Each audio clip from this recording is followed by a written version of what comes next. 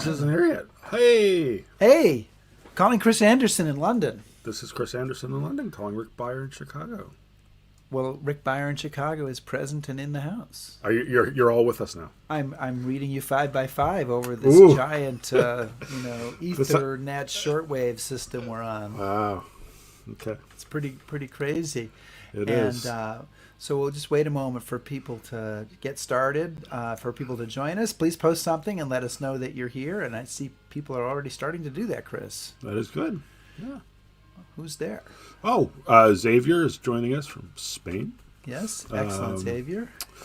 Pat, Ken, John from Toronto. We have the New York Jets joining us from East London. There we go. At the suggestion of a super fan.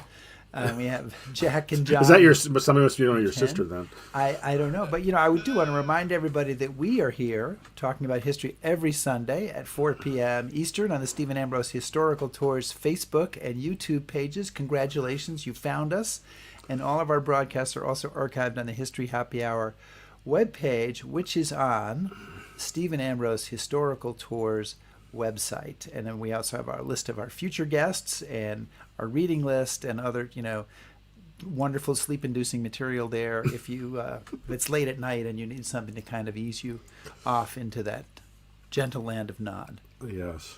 Am I overselling? I think you have, yeah. Sorry about that. Maybe you were waxing poetic there a bit. I don't know. I just sometimes I'm inspired. That topic or the guest or the show inspires me to that poetic moment. But do you think we're ready, Chris, to get underway? Want to give us the tradition? The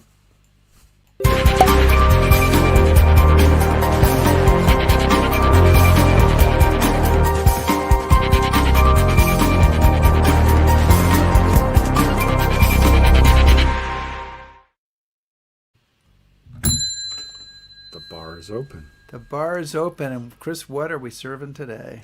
Well, I'm I'm very excited about today. A little bit of backstory.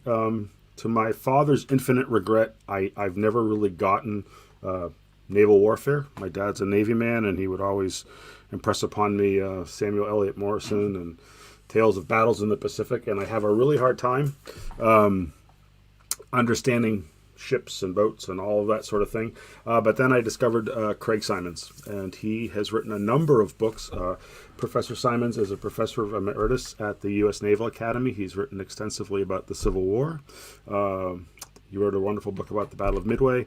And our subject for tonight, Operation Neptune, which is a fantastic book about the D-Day landings, but it has a heavy emphasis on the naval component of it. And the thing I love so much about his books is he makes a topic which confuses me greatly, very accessible, and very entertaining. So, Professor Symonds, thank you for helping me understand this stuff. Oh, you're welcome, Chris. Thank you for having me on the show. Happy to be here. We're delighted to have you here. Chris, my father's infinite regret, I never became a New York Yankees fan. So we all have issues. Dodge that bullet. Yeah, exactly. But Craig, welcome to History Happy Hour. I hope you have your cocktail with us and that you're ready to roll here. And Chris, I hope you're fortified with the usual, and that everybody else, that you've got yours. And Mr. Anderson, take us away. All right. Professor Symonds, one question we want to get to Exercise Tiger, but before we do, I want to talk a little bit about your book, Operation Neptune. It's a really important book. It's a book I use all the time when I'm getting ready for my tours. But in the whole long list of books about D-Day, yours is kind of new to the pile. What made you all of a sudden say, I want to look at D-Day, and what did you think was missing at the story that you wanted to tell, and what did you want to find out about it? Well, I think what motivated me, for the most part, is that when you read about D-Day, when you see films about D-Day, of which there are a number of very excellent films, often the story begins with the landing on the beach. You see the troops coming ashore, that drop front bow falls into the sand, the troops run out, they're slaughtered by the machine guns and taking on the German defenses. And that's where the story begins. But of course, getting to that point is really the most important part of the story. It's not quite as sexy, maybe, as the actual fighting on Omaha and Utah and Gold, Juno and Sword. But without all of that precursor. Without that run-up, it never would have happened at all. And the other thing that I think gets forgotten in this discussion is that once the men get to the beach, they have to be sustained there. They need food, they need ammunition, they need gasoline, they need backup, they need replacement vehicles. All of these things are essential, and they all have to come by sea. Virtually all have to come by sea. So the Army kind of had this view that, well, the Navy role, you know, they're the bus drivers, they get us there, but then we're the ones who actually do the fighting. And that's to a certain extent true. But my father, who was a realtor, used to say there were 3 rules about determining the value of property, and that was location, location, location. And in the same way, when you're talking about amphibious warfare in particular, it's logistics, logistics, logistics. And logistics aren't as sexy as combat, but it's the central element of the story, and I wanted to tell that story. Now, what's that? You mentioned that aphorism. Was it amateur study strategy and professional study right. Logistics? Yeah, right.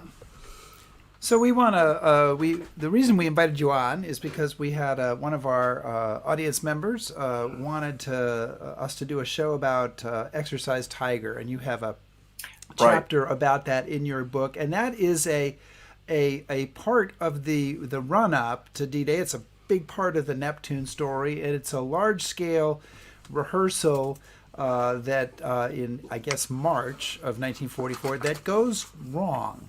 It is visited by tragedy. So kind of give us a little overview of what's going on there, and then we can dive into some of the specifics. Well, there is, as I suggested earlier, a long run-up to what happens on D-Day itself. And it began really as early as January. Here's a million or so American soldiers, 500,000 Brits, all established in these camps all across not only the southern coast of Britain, but really up both coasts as well, in the Bristol Channel and the Thames Estuary. They're just all over the place. Many of them have not participated in an amphibious operation before. And even the Americans coming over, many of those, as one young soldier said, I went straight from boot camp to combat. So they had to figure out what they were supposed to be doing. And to do that, of course, you have to have rehearsals. And amphibious operations are sufficiently complex that if you have not been through it a couple of times, it can really go completely wacky. So beginning in January and then increasingly through February, as the air warmed, the water still stayed pretty cold, but at least it got to be tolerable. And then into March and especially April, there are a series of these rehearsals, full-scale rehearsals, where a division-sized unit would embark with all their equipment and their arms and their live ammunition, and they'd get on these ships and they'd head out into the channel and then come back ashore onto a practice beach. Live fire screaming over their head, mines going off in the water, and they'd climb down into the landing craft, they'd go ashore and they'd run inland, and they'd capture some little abandoned town somewhere inland. And all of these rehearsals were named for creatures that were presumed to be amphibious. I got a list of them here because I knew I wouldn't be able to remember them all. And now I can't even find my list. We can play some waiting room music. Don't give me a hard time now. Elevator music, the Jeopardy theme. It's all good. I've got it. Got it. You can stop making fun of me now. Duck. Never. Duck, of course, is amphibious. Beaver, that makes sense. Fox, muskrat, otter, mink. But by April, they're kind of running out of animals that are genuinely amphibious, which is how we end up with Exercise Tiger. I don't know. I guess tigers can swim. Right. But I've never seen one, so I can't testify it to person. But anyway, this is one of a series. It's not the only one, but it is a large-scale landing. It happens to involve Force U. That is the force that's intended to land on Utah Beach. And that's under a guy named Don Moon, Rear Admiral Don Moon. And he's going to load up Lightning Joe Collins, 7th Division, on his ships. There's Moon on the screen, pretty handsome-looking guy. And take them out into the middle of the channel at night, of course. And then with dawn, they're all going to land on this little strip of beach called Slapton Sands, which is just a mile or so to the west of the Dart River, to the east of Plymouth and to the west of the Dart, which is where the Britannia Royal Naval College is located. And Slapton Sands is chosen because it has some of the geographical characteristics of Utah Beach. It's, first of all, it's misnamed. That looks like sand, I know, but it's not. It's what's called shingle. These are pebbles, about, I don't know, if you remember silver dollars from long ago, they're about the size of a silver dollar. Billions of pebbles all over this beach. Those hotels and let cottages were not there at the time, of course. But behind it, you see Slapton Lay, which is a brackish water supply, just as Utah Beach had behind it a marshy swamp that had to be circumnavigated or bridged. And then beyond that, you see the hillside with the hedgerows cutting it up into pieces, just as the bocage did in the land behind Utah Beach. So the physical similarities between the landing beach here at Slapton Sands and the one across the channel at Utah Beach were similar enough that it was just almost an ideal practice landing beach. And they conducted several there, but this is also where Exercise Tiger took place in April. I think it's April, I want to say 28th. Yeah. I think that's 27, 28th of 1944. So a month, 5 weeks before the planned invasion, which was originally scheduled for May 1st, and then, of course, postponed till June. So that's the setup for this. Now, what goes wrong? Well, almost everything.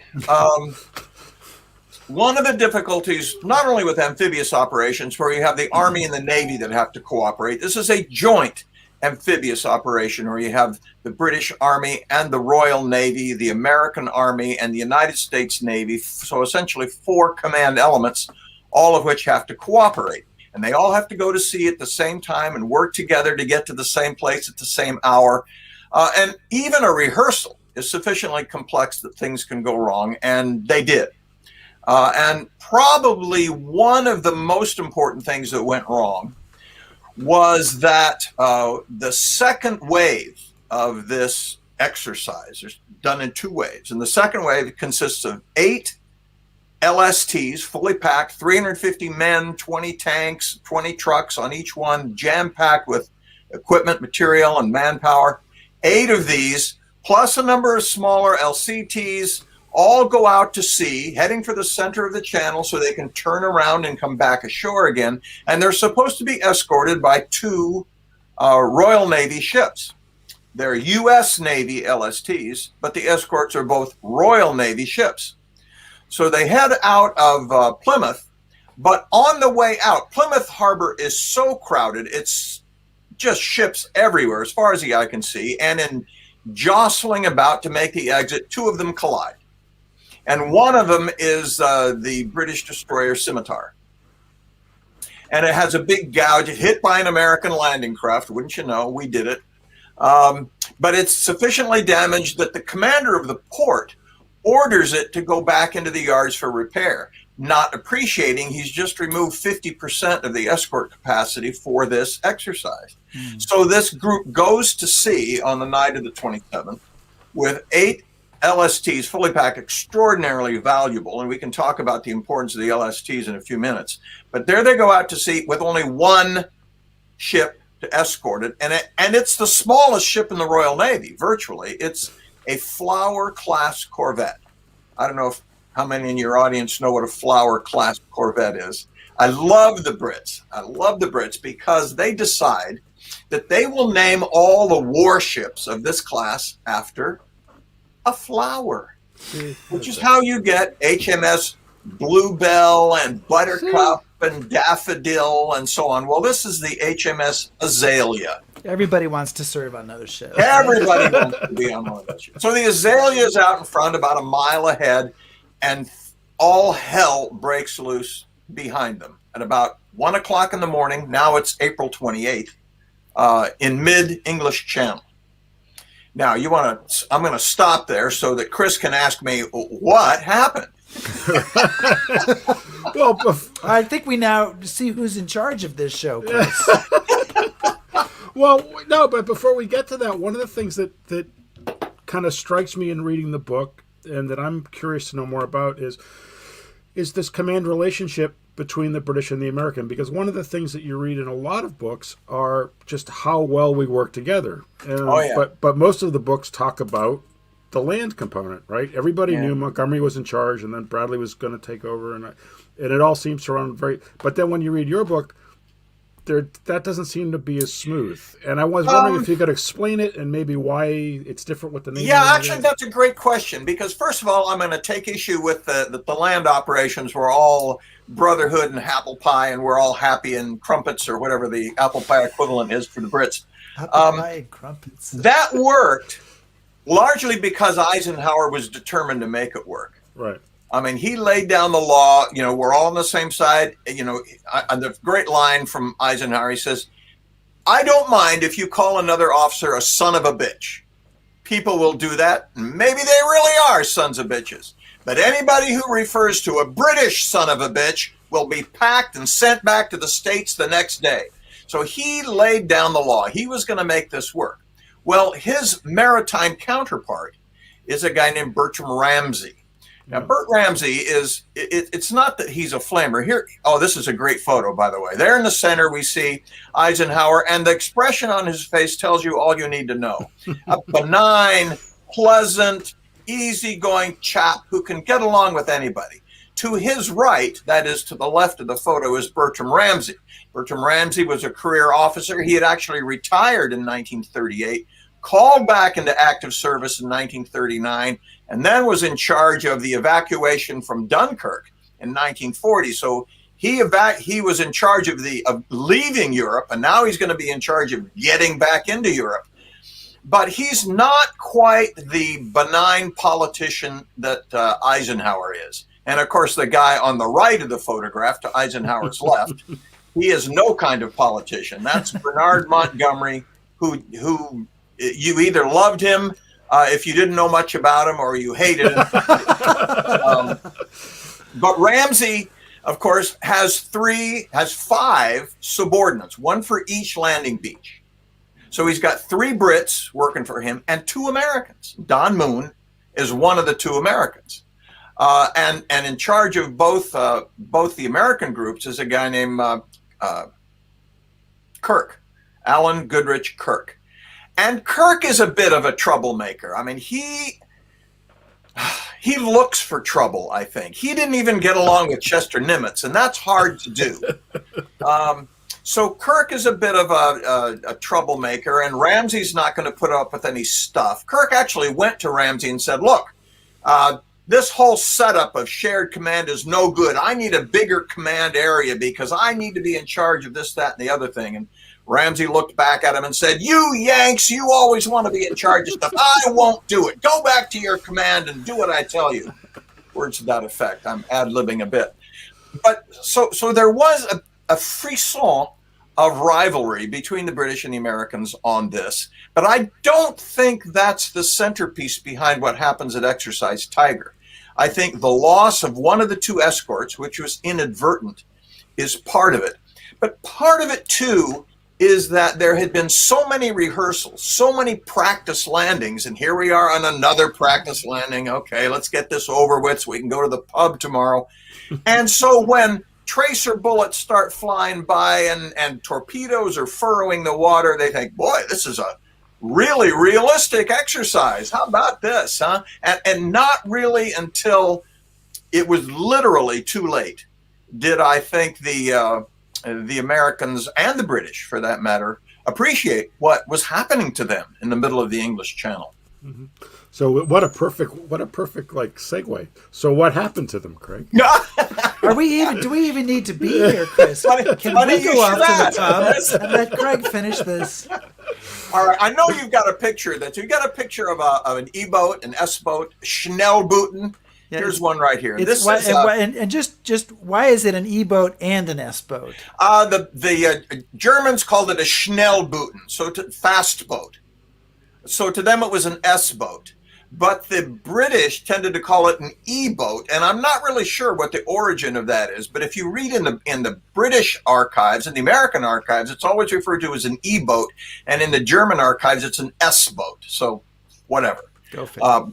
But you could think of it as kind of a PT boat on steroids. It's a little bit bigger, a little bit tougher, a little bit faster than an American PT boat, but it has the same tactical function. It carries you can see some of the well, you can't really see the torpedoes here, but you can see the torpedo tube exit toward the bow there, that little flap. So it carries 4 torpedoes that can go 5 to 6 miles. They're pretty substantial with a big impact. And so there are 9 of these that put out from Cherbourg in occupied France on the night of the 27th. And it's not because they know this exercise is happening. They don't. This is just a routine patrol, so that's bad luck for somebody. But they get out there in the middle of the night, and there, by golly, in front of them are these large, dark, they're steaming blacked out, of course, these large, dark silhouettes of LSTs. The LST is a big ship, 310 feet long. It's good size. They're as big as a cruiser. So here they are. Here's one of them. And they just start launching torpedoes. And the Americans don't even know what's happening until one of them blows up. One of the LST skippers hears at about 1 o'clock in the morning what he described later as a scraping sound underneath the hull. That's not a good thing to hear, by the way. Probably a torpedo going by, just missing. The LSTs are flat bottomed in order to beach themselves, as we saw in that image. So they're not very deep draft. So this one scrapes by just underneath. And he sends the crew to general quarters, but of course they think, oh, well, it's another exercise, and they go to general quarters. Then pretty soon there's tracer rounds going back and forth. It's pretty colorful stuff. Tracer round, or every 5th or 6th bullet has a illuminating device in it so you can actually follow your shots as you're firing. And the Germans used green and the Americans used red. So it looks like Christmas in Times Square, red and green tracer shots going around, torpedoes in the water. About 2 o'clock in the morning, one of the LSTs is struck and it blows up. And then another one is struck and it blows up. And then another one is struck. So it's kind of a massacre. They never do identify these swift boats, fast boats, whatever you want to call them, E-boats, in the water. The Azalea hears this, the one escort vessel, and turns around and comes back, but he doesn't know whether it's submarines or E-boats or what's going on. And by the time he gets there, the damage is done and the Germans have departed. So the Allies have lost 3 LSTs, most of its equipment, and about 650 men. So it's a pretty serious disaster. And if you really want a supreme irony here, the 650 killed in Exercise Tiger in April is more than the number of Allied military personnel who will be killed on Utah Beach on D-Day. So there's actually more death lost in the rehearsal than was lost in the actual execution of the invasion. Rick? Well, I guess one of the questions that you have to ask here. Well, first of all, I had a question. You said the E-boats all came from Cherbourg, and somebody had mentioned to me before that some E-boats were stationed on Guernsey at one point, and they were just trying to make sure, did they actually all come from Cherbourg, or did some come from Guernsey, some come from Now, Cherbourg? these 9, as far as I know, I'm pretty sure about this, these 9 all came from Cherbourg. Now, they did have E-boat outlets at Le Havre and on the Channel Islands and elsewhere. I mean, they're a coastal defensive weapon. And so they're all along the occupied coast there. But these 9 were a single squadron that came out of Cherbourg. And that, by the way, was one of the arguments between Kirk and Ramsey. Kirk wanted to send American battleships over to Cherbourg and blast the harbor to sort of preempt the Germans from doing that. And Ramsey wouldn't let him do it because Ramsey said, that's going to let them know what we're up to. So no. So Kirk blamed Ramsey for not letting him do it. And Ramsey blamed Kirk for being insubordinate. And there we go. And I'm going to add to that a question from Doug McCord. And I will say that Doug is the person who encouraged us to do an Exercise Tiger program. So Doug is the reason you're here. You may want Thank to you, blame, Doug. You may want to thank him. You may Or want curse to blame him. We don't know. But he said, were they all from one flotilla? So, or are they from multiple flotillas? I believe that's true. And if I'd known you were going to ask this question, I would have looked it up for you. Yeah, Doug, if I'm you'd pretty known. sure that's true. So we'll try to get Doug to warn about the questions next Yeah. time. Okay. Yeah. And I'll just go with one more here. On the E-boats, I understood, and I think you mentioned in this book, that these boats are picked up on radar. But somehow, and maybe this is part of the intra-service, inter-country issues, somehow the warning never gets to the people on the water. Yeah, the boats were picked up on radar as they exited Cherbourg Harbor. But the problem is that's a British command. So that goes to the commander-in-chief of Plymouth. And he notifies his folks there. And in fact, that's one of the things that encouraged him to send out a second escort, which arrives just in time to pick up one or two survivors. And that's about all. Yeah. But it doesn't make it through. Not only does it not make it from the British to the American command, it then doesn't get from the American command out to the American flotilla commander, a guy named Commander Scahill, who's in charge of the 8 LST. He never gets that information. So yes, it's a breakdown, partly inter-service, partly international, partly just land to sea. There are so many connective elements here that those things do happen. So, Craig, one of the questions that I've gotten before too, and you might know something about this, is so the Germans launch these torpedoes. They see some big explosions. They sail back to Cherbourg and they all have schnapps and pat each other on the back. But do they do anything with this information? Do they have any idea of what they've just done? Or, what's going on?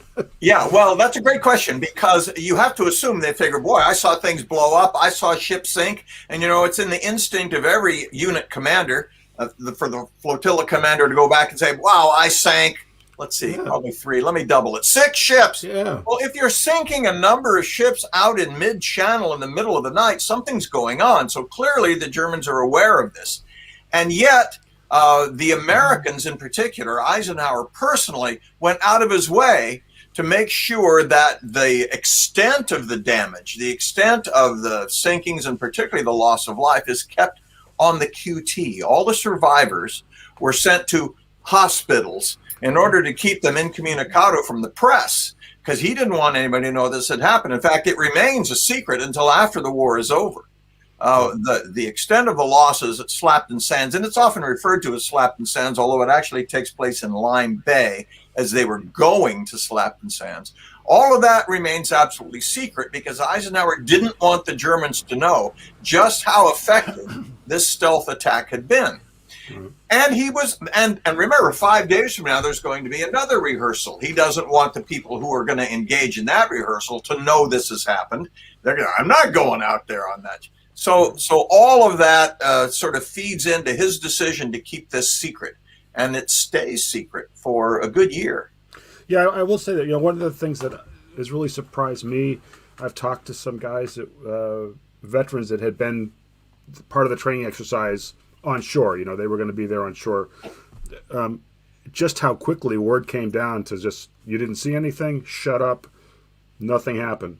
Right. But just how quickly they reacted to the disaster. Yeah, one of the great fears is that Eisenhower knew that one of the officers who was on one of the LSTs had been in the planning group for Overlord.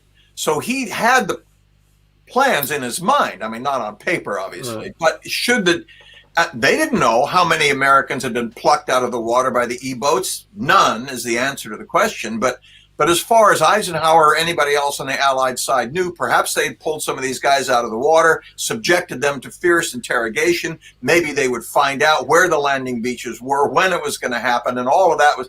But Eisenhower exhaled when he found out that one of the bodies recovered from the water was the body of this individual who had been in the planning group for Overlord. So at least that didn't happen, but it was a possibility. We have a bunch of questions from folks, so I want to try Okay. to bring in a few of those, and I'm going to start here with one from Cotton Smith, which is long, but the question that he gets to in here is two questions. One, did Exercise Tiger contribute anything to the ultimate success of Overlord, even though it itself was a catastrophe? And the question two, sort of the flip side of that question, had it not happened and there had been no problem, would anything have been different in the Normandy invasion? Well, frankly, I suspect not in both cases. It's impossible to say, remove this thing that happened, how would subsequent events have played out? But to my knowledge, none of the plans that the Allies had in place for what would happen 5 weeks hence were changed.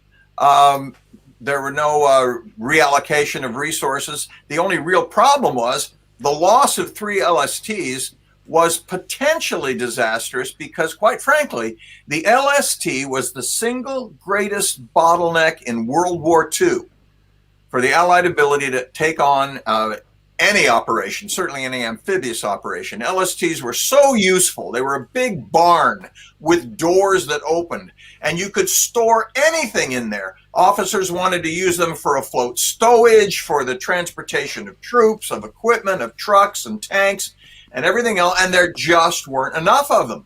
LSTs, as I mentioned, were a big ship. It took a while to build them, and we didn't get started until late 42. So by mid-1944, we were just on the edge of having not quite enough. Eisenhower told Admiral King that with the loss of those 3 ships, I need 3 more now, at least 3 more. King said, I haven't got 3 more. Can you get them for the Mediterranean? Well, the British commander in the Mediterranean says, I have not got 3 to spare. And King says to the British, if you send 3 from the Med, I'll send you 3 from here. So the British say, well, why don't you just send him the 3 that you've got? And because they wouldn't get there in time. Well, they wouldn't get there in time for me either. So this kind of conversation goes back and forth and really just illuminates how critical the LSTs were. So we think of the 630, 40, 50 men who were killed in the Lime Bay disaster in Exercise Tiger. But for Eisenhower, as a cold-blooded planner, the loss of those 3 LSTs is almost as bad because he's got to find a way to replace them, and that's going to be hard. You know, something that I have enjoyed discovering as a recently transplanted New Englander coming to the Midwest once again is that many of the LSTs were made not in shipyards on the ocean, but in places like Ohio and Indiana and Illinois, and then sailed down like the Illinois River and through locks and down to the Mississippi and down to New Orleans and then get to Europe. And it's been referred to as the Cornfield Navy. Exactly. An expression that I love. Yeah. And it's also, somebody points out, Matt mentions that one of the E-boats, number 130, that was part of exercise that devastated Exercise Tiger, has been restored, is in the process of being restored in the UK. Oh. And there's an LST now that's been restored that's in Evansville, Indiana. Yeah. So Yes. it's all of this stuff stays with us. Can I bring in one more question from absolutely. of your, Chris? So we had a question about Wally wanted to know if the E-boats played a role on D-Day, and I had that was my related question, which was if they were so successful at devastating this exercise, which is, let's face it, if we look at the map, it's not that far from where the D-Day landings take place. Why didn't we hear more from them on the night of June 4th and June 5th? Oh, we did. The Germans launched a flotilla. I think it's 14. I'm going to guess. Don't take that number to the bank. But a number of E-boats out of Le Havre, which is on the other side of the Bay of the Seine, the D-Day landing area. On the night of the first full night of the invasion, on D-Day, on the 6th of June. And they went out as far as they dared, launched all their torpedoes in the general direction of this 6,000 ship fleet. Seemed like you could hardly miss. Talk about a target-rich environment. So they launched all their torpedoes and then turned around and sped back into Le Havre. And they did, I think they got one destroyer. I think it was actually a Norwegian destroyer. Yeah, right. And one was headed right toward Ramsey's command ship, the Largs. And the Largs, hard right rudder and just went zipping past. So the potential was there for another disaster. But being aware of it and sensitive to it and looking out for it, and good luck, prevented the E-boats from having even a greater impact during the D-Day operation itself than they did in the Lime Bay. So, Craig, one of the other things I think maybe I'd like you to talk about is the impact of this disaster on Admiral Moon. Right? Yeah. Because he's got, that guy's got a cloud over him. Yeah. I actually interviewed both of his children to find out as much as I possibly could about him. For those who don't know the story, he of course had this difficulty in Lime Bay. Difficulty is an understatement, and supervised the landings at Utah Beach, which didn't go exactly according to Hoyle. They landed in the wrong position, although that turned out to be not a bad thing. But then he was immediately pulled out of the channel and sent down to supervise the landings in Operation Anvil, or Dragoon, as Winston Churchill liked to call it, on the south coast of France. And that, too, was another operation where you had to bring in new ships, and the British and the Americans, and landing and rehearsals and all of this business. And he just got so wrapped up in it, apparently, that one night in his cabin, sitting in his underwear, he took out his service pistol and blew his brains out. Well, because he'd also had the PQ-17 disaster, too. He had been, yes, that's true. He'd been involved in the convoy around the North Cape heading toward Murmansk and Archangel that had been ordered to scatter. Foolish decision, in the belief that the German heavy ships were coming out, which they didn't do. But having scattered, they were easy pickings then for the German submarines and airplanes, and PQ-17 turned out to be another disastrous experience. So Don Moon had some hard service, without any doubt. So that could in fact be the full explanation. But of course, Americans that we are, we love conspiracy theories. So of course somebody comes up, oh no, this was a sinister German execution, or did some and so I tried to look into that as carefully as I could, and I really think it was that everyone has a breaking point. Everyone has a point where I've given all I've got. I haven't got any more. I just can't do it. And he'd hit his. It's a sad story. But I think that is the truth. I want to remind everybody that we're talking to naval historian Craig Symonds, and he is the author of the book Operation Neptune, about the naval phase of the D-Day landings, and that we've been talking about Exercise Tiger, which is a specific rehearsal and part of Operation Neptune, although I would love to, if it's not too early to do it, to broaden that out a little bit and ask a couple of other questions. And Craig, one of Chris's all-time personal heroes after Yoda in Star Wars is Freddie Morgan, General Freddie Morgan, who becomes a Cossack. He does not become a Russian cavalry officer, but he becomes the chief of staff of the Supreme Allied Commander. He's the chief of staff to someone who doesn't exist yet in 1943, and he's going to be planning the D-Day landings. Right.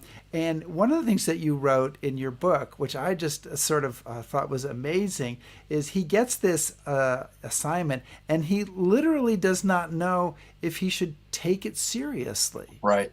Right. That's that true. Is fairly bizarre. Can you explain that to us? Well, I can, or I can try to anyway.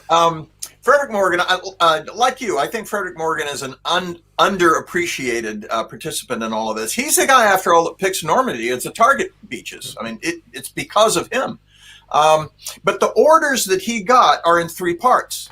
And the first part is that he's going to try to confuse the Germans as to what's going on. And in order to confuse the Germans, he's going to sponsor false radio emissions, pretending that there's a fourth British army at Edinburgh that's targeted to invade Norway, later on as part of Operation Fortitude, there's going to be a mythical Sixth Army near London that's going to be invade the Pas de Calais. So all of this misinformation campaign is going on, and that's part of his portfolio. He's going to be in charge of some of that. And then in addition to that, he's supposed to plan for a contingency invasion. Now, early on when the British and the Americans were talking about not only should we go into occupied France, but particularly when should we go into occupied France, the pull and the tug is that the Americans want to go right now. We want to go tomorrow morning, immediately. The British say, well, now let's wait. Don't you realize what's happening here? I mean, over there on the Eastern Front, communists are killing Nazis and Nazis are killing communists. Why should we be Let it ride. ready to stop that? So, we can take our time with this thing. So this pulling and tugging is going back and forth. But one aspect of that argument is an operation that the Americans come up with called Sledgehammer, which is horribly misnamed because the whole idea of it is, what are we going to do if, one, the Germans suddenly collapse? If the people turn on Hitler, the government falls, and there's just a complete breakdown, we got to be ready to go in and pounce. Or alternatively, if the Russians get so desperate that they're about to collapse, or if the Russians, in fact, capture Berlin and start heading toward the Channel, we got to have something on the shelf to get in a hurry if we need to, and that's going to be Sledgehammer.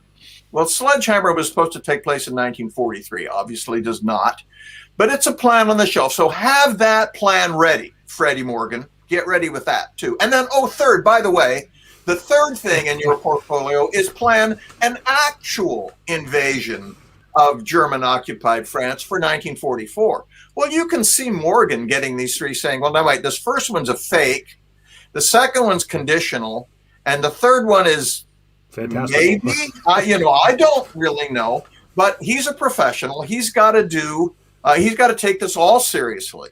So he does contribute to the misinformation campaign, about which we can talk more later.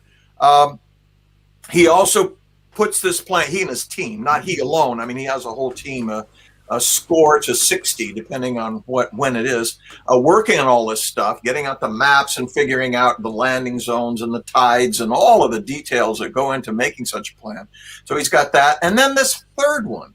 And so he's the guy who writes up the original plan overlord. It's going to be modified, but he's the original author of this thing, and almost nobody knows that. Chris does. I do. Yes, I know. People all the time. And I think our audience does, because Chris has told them. Craig, one of the questions that we've talked about briefly, we've gotten a question from Lynn about that I wanted to ask you. I get all the time. We had, by this point in the war, we had made a few wet foot landings in the Pacific, and was there anybody in the Pacific that kind of came to Europe and said, hey guys, we know a little bit about getting our feet wet? And if nobody did do that, why wasn't there that? Okay. That's a good question, but it's actually the other way around. Okay. Ramsey, maybe to get Kirk out of his way, because he didn't like Kirk, but sends Kirk after the landings in Salerno in the Mediterranean, south of Naples. After that, Kirk is sent to Chester Nimitz's command in Pearl Harbor. And his job is to go out there and brief Nimitz's staff. He actually lives in Nimitz's house for a week, goes to all the morning staff meetings, briefs all the command team in preparation for the landings in the Pacific, and they share information there back and forth. So there is some sharing. There is not, however, much sharing of operators in the Pacific going to Europe. It's the other way around. As I mentioned, Kirk, there's also Connolly, Richard Connolly, what they call close-in Connolly, who attacked at Salerno. He's in charge of the gunfire support group for the landing on Kwajalein Atoll and later on Saipan. So there are people who have amphibious experience in the Mediterranean who go out to the Pacific and participate in that. That said, these are very different problems. Mm-hmm. And let me show, I mean, maybe it's self-evident why. If you're going to attack an island, let's say Tarawa, you cut that island off, you bomb it from the air, you surround it with gunfire support ships, and you pound the crap out of it. But you can do that for 3 days, 5 days, 20 days, 30 days. You can do that as long as you want, because you know what? No reinforcements are coming to the defenders of that island because it's an island. If you do the same thing to the coast of Normandy, if you pound the heck out of the land behind Omaha Beach for 26 days in a row, the Germans are going to figure that out. Aha!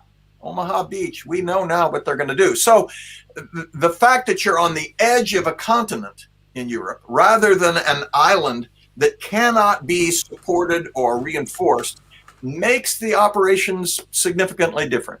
So that's a good answer. I'm going to come back to a question that we got about Exercise Tiger. We could definitely go to the 2-hour version of the show this week, but don't worry, we will not. But Frank Cook asks this, and I noted this as well. There's a lot of discrepancies about the number of people who died at Operation Tiger, and is that a result of secrecy, or is it a result of different ways of counting, or do you have any idea what's going on there? The answer to the first 2 questions is yes. The answer to the last question is no. I really don't. I mean, I encountered this too, of course. You go to the monument and you look at the numbers on it, and it supposedly includes everybody who was killed that day, everybody who died subsequently, anybody who had a heart attack after they heard about it. I'm not really sure. It seems to be a somewhat inflated number, the 739 figure. The 639, the Navy report, that's initial mortal casualties of the event. And it's probably somewhere in between, which is what Stephen says, and he's probably pretty close. I hate to argue. It's never like arguing with Stephen. He's pretty good. Go ahead, Chris. So, one of the things that kind of bigger picture again, we know, thanks to books like from Joe Balkowski and all these other people, what every single company and the U.S. Army did on the morning of June 6th and where the 29th is going and the 1st is going. Could you talk a little bit about what some of the Navy personnel are doing, not just on the ships, but what sorts of roles are they involved in? Because obviously massively involved on that morning, and we don't know enough about them. Yeah. Well, they're busy. The experience of those who actually had to go ashore, not only that morning, but in the 14 days that followed. We think of D-Day as an invasion that took place early on June the 6th, but of course it takes place all day on the 6th and the 7th and the 8th and the 9th and the 10th. Stuff's coming ashore all the time. If you don't sustain and expand that foothold, it's going to be pushed into the sea. So it's intense. But the Navy's job is to support and sustain all of that, and it means they're busy all the time. Let me use the LST as an example. One of the reasons why they are so crucial to make this happen is not just that they can deposit large amounts of cargo and supplies and wheeled vehicles right onto the beach, as well as manpower, but also because they can then retract from that. They actually have a stern anchor that they drop offshore, and then they winch themselves, they close the doors, winch themselves back out off the beach, turn around, go back to England, get another load, come back, land again. Some of these LSTs made 50 round trips, 100 channel crossings or more in the ensuing month. So if you calculate, and I actually did this, and I don't have the numbers to my finger, but I'm going to use roundabout numbers. The speed of an LST, about 10 knots, the distance they had to travel to Portsmouth, the unloading and unloading time at each end, those ships are either loading or unloading or underway 24 hours a day for a month. So if you think about what that's like for the crew, I mean, they're exhausted. Nobody's taking a shower or playing cards. I mean, this is everybody's on, all hands on deck, quite literally, all the time. And it's chaotic because it's not like you get into the porch and say, well, here's the cargo that we've had designated for you. What do you got? How can I get it? How fast can I get it on board? It has to be combat loaded. It has to be backed in. What do you need? You need blood plasma or you need ammunition. And so all of that has to take place. So it's a frenetic, chaotic, nearly constant shuttle service back and forth between Plymouth and Portsmouth and the landing beaches.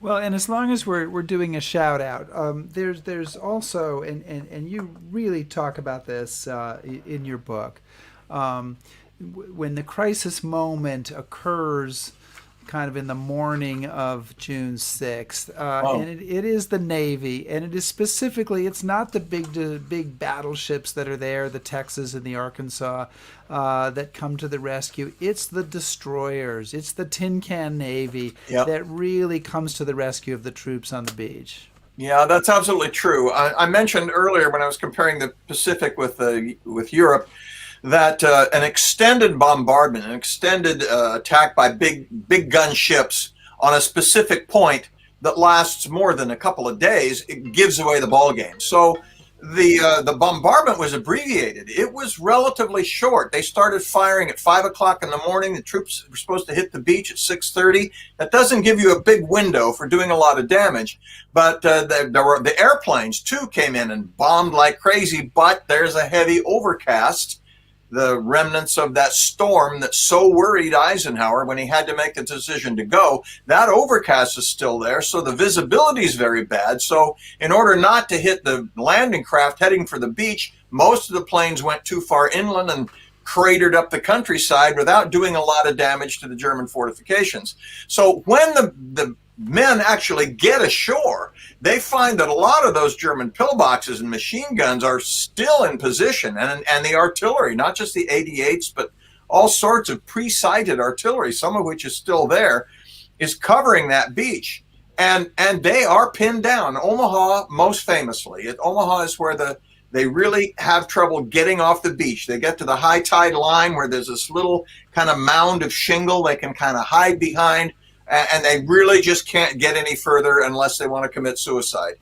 And what salvages the situation is this group of about 9 destroyers, a couple of British, but most Americans, Desron 29, I think it is, or 27, Captain Sanders. They come in and they get these orders. You know, their job was to screen the fleet from outside. They're supposed to be watching for submarines and E-boats, but now they, no, get in there, get on those guys. And in they come. Now, one of the things you have to know about Omaha Beach, and really all of the Normandy invasion beaches, is the extraordinarily gradual fall of the beach line. It's only 1 foot down for 50 feet horizontally. So it's very gradual, which is why there's such high tides. The high tide or the low tide exposes, almost a mile more of beach than the high tide does. Well, that extends out into the water. So how close can the destroyers get? They draw 13 feet of water. If they get too close, they'll go aground, and then it's curtains, because an immobile ship is just a sitting duck. So, but they come charging in, and they get so close. Captain Sanford later said, I think at one point we had less than an inch of water under the keel. They got as close. They got so close they were being hit by rifle bullets from the ground behind the beach. And from there, they open up with these 5-inch guns. Now, 5-inch guns, 5 inches sounds pretty big. That's a big shell. But compared to the big 14-inch guns that hit them in the morning, they're relatively small, but they were accurate. And one of the ways, I think one of the really illuminating ways that shows how the Army and the Navy could cooperate on the fly was that the few tanks that got ashore would fire into a specific point on the cliff. The destroyer skippers offshore would see that, notice it, and say, that's where the German guns are, because you can't see them from the sea, utterly camouflaged, buried in the cliff face. So they would open on that position, and then when the tanks started shooting someplace else, the destroyers changed the targeting and hit that spot. And then later on, after the troops were able to move inland, they actually got call fire from the men, on the coordinates, so they could call in fire. But I do think you're right. I think that was a critical moment. Omaha Beach could have been a disaster. It was disastrous enough for those who fell there, but it could have been strategically disastrous. And one of the things that made sure it was not was the role played by those 9 tin cans. Well, and Craig, had there been any kind of rehearsal or coordination between those tin can sailors and the landing crew? So this is all, they're intuiting this at the moment as everything this is just on the fly. And I think it's a testimony to, you can make all the plans you want, but the old the old joke, you mentioned one earlier that amateurs talk strategy and professionals talk logistics. Well, here's another one that professionals say: no plan survives first contact with the enemy. Right. And that was true here. You have to be prepared to figure it out on the fly, and that's what happened at Omaha Beach. Wow. Go ahead, Chris. Oh, just real quick, because again, this is something that's come up. Could you talk just really briefly about maybe the Coast Guard? I understand was there at Normandy. Yeah, and a lot of Coast Guard ships were there, and they don't get credit for that either. I don't have the numbers to hand, but there were whole flotillas of Coast Guard cutters that participated, not in the particular events on the morning of those 9 destroyers. Those were all USN or RN ships, but in escorting the landing ships across the channel and in preliminary gunfire support, the Coast Guard cutters played. Roosevelt nationalized, militarized, if you would, took them away from the transportation service and gave them to the Navy. But they were still Coast Guard. They wore Coast Guard uniforms, had Coast Guard officers, Coast Guard personnel.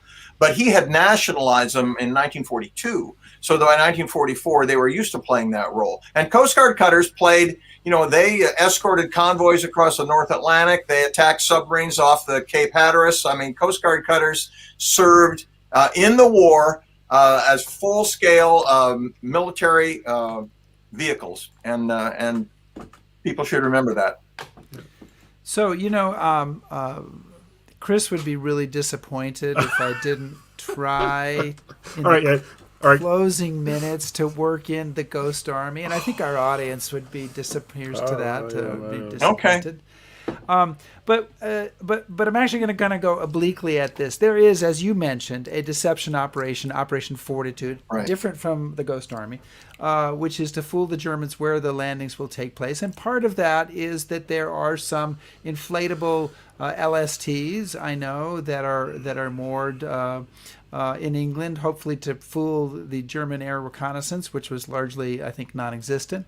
But I have a really interesting photograph that comes not from England, but comes from Fort Belvoir in probably December 1943, where they're testing out a configuration here, which is this is an inflatable LCT, landing craft tank, with inflatable vehicles in it. And so I find it a remarkable photo. I don't think this was ever used in combat, but I wanted to kind of get your response and reaction to it, or to any part of that as you Yeah. Well, I had never seen that before you sent it to me this morning. So I studied that, looked at it. I have not been able to find any that it was operationally deployed in any way. We have all seen the films because they're so much fun to watch, of the fake tanks and the fake trucks, inflatables, fake camps, and all this business. There's a famous piece of footage where it shows an inflatable tank, and then a soldier comes over and picks it up and flips it over with his bare hands. And I think the appeal of these things is it allows us to think, those stupid Germans, boy, did we fool them. It's almost like British schoolboys stealing the mascot of the other team. We're going to put one over on you, you Doomkopf. I don't know that it had a whole lot of impact on German planning.